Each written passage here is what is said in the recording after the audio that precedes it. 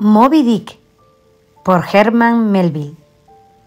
Moby Dick es una novela del escritor norteamericano Herman Melville, publicada en el año 1851 y convertida hoy en un clásico de la literatura occidental.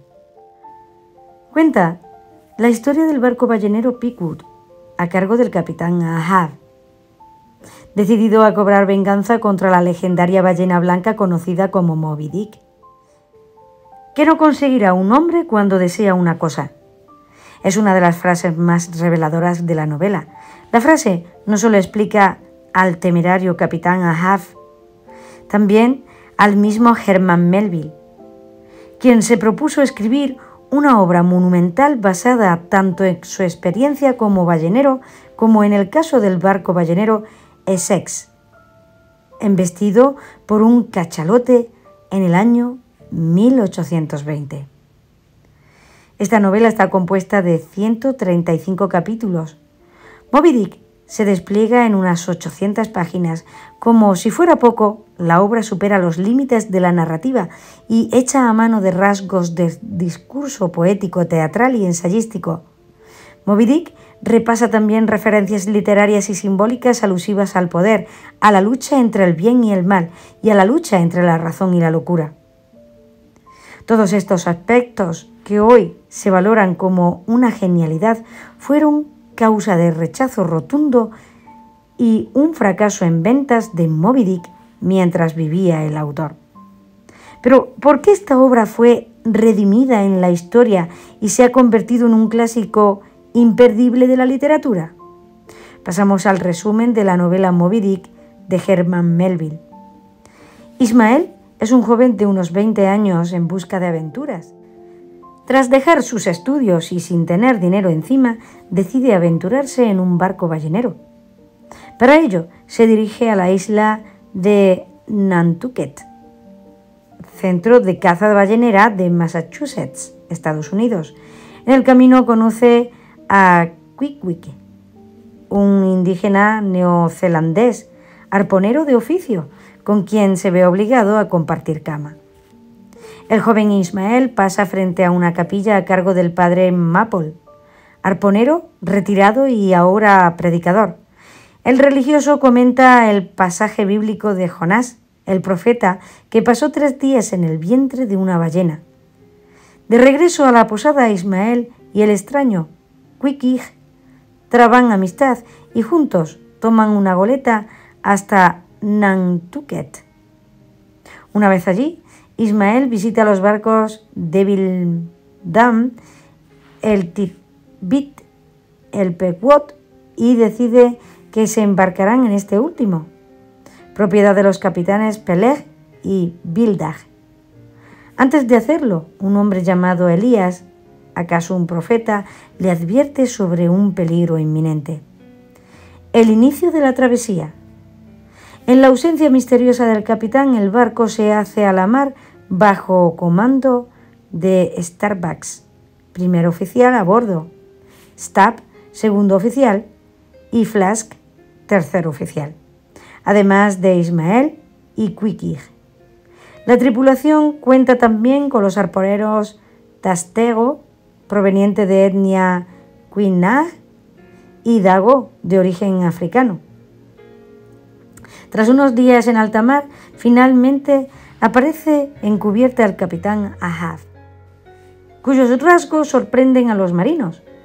Tiene una cicatriz en su cara y una pata de palo que sustituye su pierna izquierda. Los recorridos nocturnos del capitán darán cuenta de su estado de nerviosismo y perturbarán a la tripulación. Una recompensa para una peculiar misión. Llegado el momento, el capitán Ahab decide reunir a la tripulación en la cubierta del barco.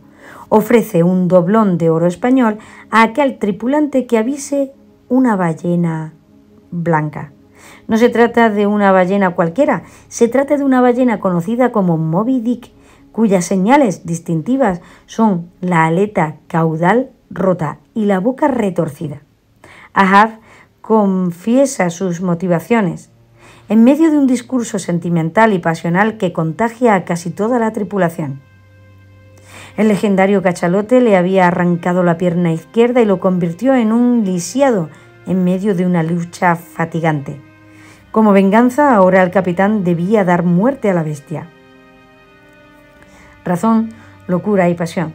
Ahab convence a casi todos, pero a su primer oficial al mando, Starbucks, un cuáquero cuya única aspiración es hacerse de algún dinero para volver con su esposa y con su hijo, Starbucks nota de inmediato la irracional y peligrosa pasión del capitán, empeñado en vengarse de un ser movido por el instinto de supervivencia.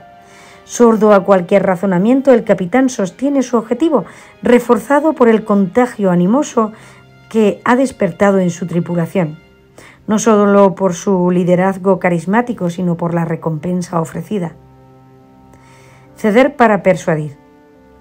Receloso de la actitud de Starbuck y de la posibilidad de un motín, el capitán Ahab consiente que la tripulación avise y cace otras ballenas.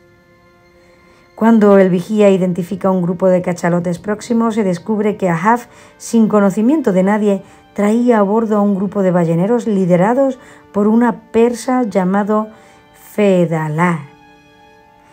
Y con todo y su pata de palo, Ahab se sube en un bote, gesto arriesgado y valiente que le gana la admiración de su tripulación.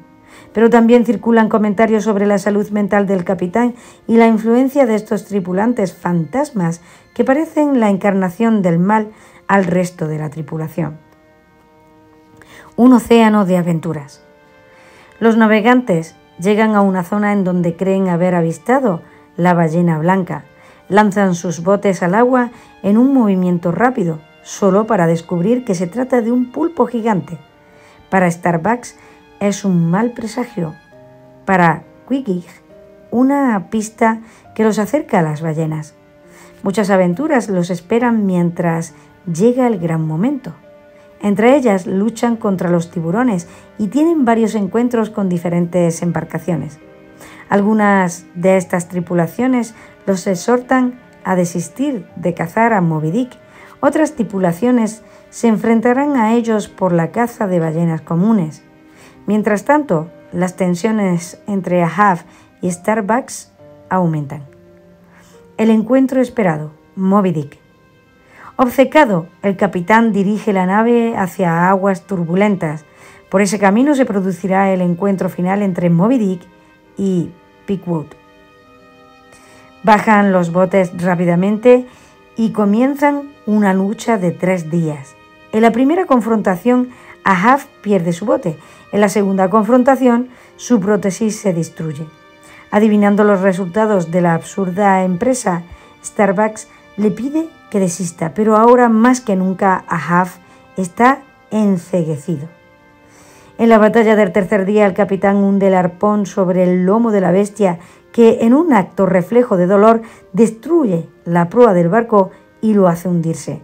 Sin embargo, la cuerda del arpón se enreda en la pierna del capitán y es arrastrado por el animal. Solo un miembro de la tripulación sobrevive para contarlo: Ismael. Damos paso al análisis de la novela de Moby Dick de Herman Melville. La novela Moby Dick está narrada en primera persona. Su narrador es el personaje de Ismael, quien algunas veces parece desdibujarse en un narrador omnisciente que todo lo sabe y todo lo conoce. El preciosismo del detalle en la descripción del universo ballenero es verdaderamente sorprendente. Melville no solo se fundamentó en la investigación literaria, trabajó en su juventud en barcos balleneros, de modo que ofrece un documento detallado sobre el tema. La realidad ballenera, tan épica como desconocida, es acompañada de un verdadero esfuerzo por dar cuenta de la naturaleza humana y el pulso de sus pasiones individuales y colectivas.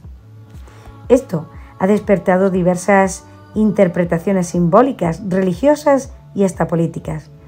Pero, ¿cómo podemos interpretarla hoy? El mar, donde los límites son desafiados. El mar es la representación simbólica de los límites traspasados. A Ismael, el narrador, se le antoja el mar como un espacio de aventuras quizá a causa de su juventud e ingenuidad. Ismael no es capaz de captar cómo el orden conocido, que le permite interpretar el mundo, se desvanece en el horizonte al tiempo que se adentra en el dominio de lo desconocido. Ha dejado tierra firme, un lugar seguro cuyas normas conoce y en las que sabe moverse muy bien, para navegar con una tripulación conformada por hombres de las más diversas culturas, forzados a tolerarse y a convivir. En la tripulación casi todos son cazadores de fortuna o aventureros que aceptan subordinarse a un capitán que no conocen y del que poco o nada saben. Es fácil especular que una nueva ley ha de imperar en ultramar. Aquel espacio de supervivencia no estará regido ciertamente por la ley de Dios de los cristianos. Señales bíblicas. La obra está colmada de referencias bíblicas, no solo la evidente referencia a Jonás, el profeta que, pretendiendo huir de la misión de Dios, le ha encomendado en Nínive, es tragado por una ballena, en cuyo vientre permanece por 3 días hasta arrepentirse y ser arrojado en Nínive. El nombre de Ismael es bíblico y significa que ha sido escuchado por Dios. También es bíblico el nombre del capitán Ahab, el rey de los israelitas que admitió el culto al idolátrico Baal, en nombre del cual ejecutó toda clase de acciones despóticas y despertó la ira divina. La ballena Moby Dick también se tiñe de referencias bíblicas. En varias oportunidades, Melville la equipara con el Leviatán bíblico, una criatura mítica del Antiguo Testamento que representa el caos. No en balde, el Leviatán también dio nombre a la obra Leviatán o la memoria, forma y poder de una república eclesiástica y civil del filósofo Thomas Hobbes. Presa del fetiche. El personaje del capitán Ahab no obedece a creencias religiosas como tal, pero tiene un fetiche y es al mismo tiempo presa de su fetiche, Moby Dick. El resentimiento de Ahab contra Moby Dick se vuelve el único sentido de su vida. Moby Dick se convierte en un ídolo sobre el cual Ahab vuelca toda su energía. La literatura crítica sobre Moby Dick suele referirse a este fenómeno como una obsesión del capitán. Obsesión y locura serán los modos más comunes de calificarlo. Creemos, sin embargo, que es algo más que eso. Ahab se consagra a su ídolo. ¿O acaso el capitán es solo un hombre con una neurosis obsesivo-compulsiva? En realidad, Ahab sabe que no se trata de qué o quién es Moby Dick, sino de qué representa. Por eso, describe a la bestia blanca como esa máscara que debe destruir para revelar qué hay detrás del hombre lisiado. No parece un acto de locura, sino un acto de voluntad humana movida por las pasiones más oscuras. Por eso insistimos en que la relación del capitán con Moby Dick es simbólica e idolátrica, como también lo es la obediencia de su tripulación, como el rey israelita Ahab impone un nuevo culto y se vuelve sacerdote de su destructiva religión, que pide sangre sacrificial para restablecer el orden primordial. El hombre debe dominar a la bestia. Pero, ¿de qué manera y hasta qué punto el capitán es seguido por su tripulación? La construcción del individualismo tiránico. Lo que Melville representa en Ahab es quizá una de las más claras expresiones literarias del líder carismático y la construcción de un orden autoritario. Ahab logra cautivar a la mayoría de su tripulación con un discurso encendido y sentimental. Para asegurarse el favor de los suyos, también ofrece un doblón de oro español. Adhesión afectiva y recompensa. La mesa está servida. Al mismo tiempo que logra la conmiseración de su audiencia, el líder carismático introduce un elemento que está en el horizonte de expectativas de los balleneros: la fortuna. La vendetta individual se legitima en el imaginario colectivo como un mito con promesa de redención. Después de todo, ¿no es Moby Dick apenas una bestia sin alma? ¿No es en busca de fortuna y aventuras que los balleneros se han embarcado? ¿No es acaso el capitán aquella persona a la que deben obedecer? Melville identifica dos importantes comportamientos políticos, tanto la recompensa como conceder algunos deseos al colectivo. Estos se vuelven presagio de una práctica común de los años por venir, los mecanismos del populismo autocrático y el individualismo autoritario. Moby Dick, entre la monstruosidad y la fantasmagoria. El personaje Moby Dick es representado como un monstruo por el capitán Ahab y por los balleneros de otros barcos, esos mismos que le exhortan a desistir en su obsesión. La diferencia entre estos y el capitán es que los balleneros son capaces de reconocer sus limitaciones frente a la bestia monumental y por ello temen y respetan su naturaleza. Ahab está cegado por la soberbia. Como ser de la naturaleza, Moby Dick es representación de lo indómito y de lo salvaje. Para el cegado hombre occidental es la bestia destinada a ser dominada, pero que ha invertido el orden establecido. Esta bestia tiene algo particular, su color blanco, que los personajes atribuyen al albinismo. ¿Por qué el autor ha elegido este rasgo? El blanco suele ser asociado a la pureza y el bien, pero no es así con el albinismo. En las creencias mágico-religiosas de diversas culturas del mundo, los seres albinos son vistos como demonios, lo que provoca el ensañamiento contra estos. En alta mar, donde impera otra ley, el blanco es presagio del mal. Melville insiste en la asociación de este color con la fantasmagoria. Llama la atención este elemento, pues a lo largo del relato, Moby Dick es apenas una fantasmagoria monstruosa en los recuerdos del capitán y una leyenda mítica en el imaginario de la tripulación. La lucha entre el bien y el mal. Por sobre todas las cosas, para el capitán Ahab, Moby Dick es la encarnación del mal, del cual se siente víctima y victimario. Gracias a la contraposición que representa Starbucks, el único que parece consciente del sinsentido de la empresa, vemos como el capitán obstaculiza de tal modo su propósito que no le importa sacrificar a los suyos. La relación entre el bien y el mal queda invertida. El mal ya no reside en la bestia, sino en la persona, alienada en la realidad, arrebatada del sentido común. El mal reside en la soberbia y la ambición humana, cuando el hombre traspasa sus límites y juega a ser Dios. Por ello, su destino es la muerte. Pasamos a los personajes principales de Moby Dick de Herman Melville. Ismael es el narrador de la historia. Se trata de un joven que ha decidido incursionar en el mundo de la caza de ballenas. Tiene por motivación las aventuras que espera experimentar. Pronto se da cuenta de la crudeza de aquel oficio. Capitán Ahab es el capitán del barco ballenero Quequot. Su objetivo es asesinar al cachalote Moby Dick, al que responsabiliza por la pérdida de su pierna. Queequeg, arponero originario de la tribu caníbal ficticia, se convierte en el mejor amigo de Ismael. Starbucks, cuáquero de religión y primer oficial del barco ballenero Pequod.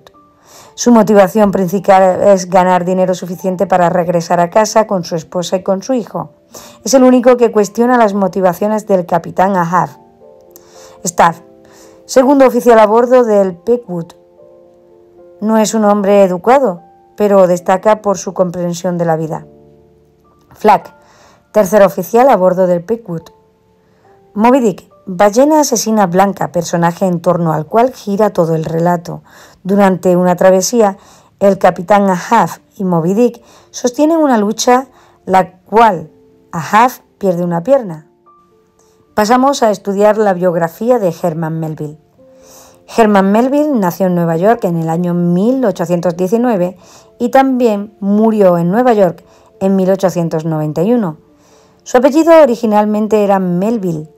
Es un narrador, poeta y ensayista norteamericano del siglo XIX. Sus padres fueron Alan Melville y Maria Ganserwood.